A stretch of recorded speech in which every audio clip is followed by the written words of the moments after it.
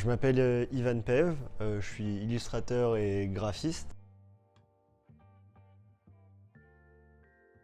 Avant, c'était évidemment un peu plus compliqué parce que je pense qu'il y a une histoire peut-être de crédibilité, de confiance en soi aussi beaucoup, de pas trop se faire marcher dessus et de réussir avec la marque ou le client de trouver un équilibre pour que chacun ait son mot à dire et que chacun s'y retrouve dans le projet final.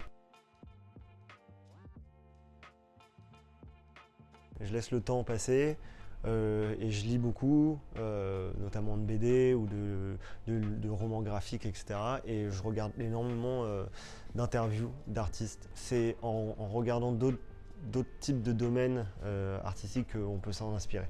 La musique en général m'inspire beaucoup et c'est assez intéressant parce que dans le process de création, lorsque je cherche une idée, j'écoute pas de métal, mais j'écoute plus du jazz ou du rap assez calme ou de la funk.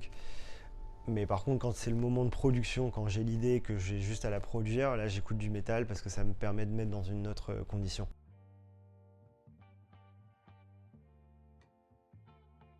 Il y a le côté administratif qui prend énormément de place, voire quasiment plus que juste la création. Il y a l'aspect financier qui est parfois très chiant quand il n'y a pas assez de projets, que les finances ne sont pas là, on commence à avoir peur. On n'a pas forcément peur que de l'aspect financier, on a aussi peur de est-ce que ça va continuer mon travail en fait, est-ce que les gens vont continuer à m'appeler. Mais du coup, je le vois plus, j'essaie toujours de, quand je parle d'anxiété, de l'envers du décor de la vie de freelance, je le vois toujours avec humour, parce que je veux pas me morfondre sur mon sort non plus, parce que je suis pas le seul concerné.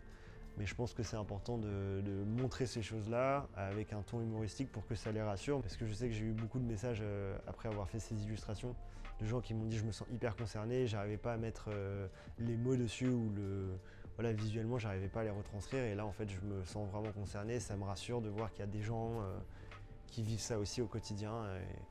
Et bon, c'est beaucoup de remise en question, mais c'est important, je pense très très important.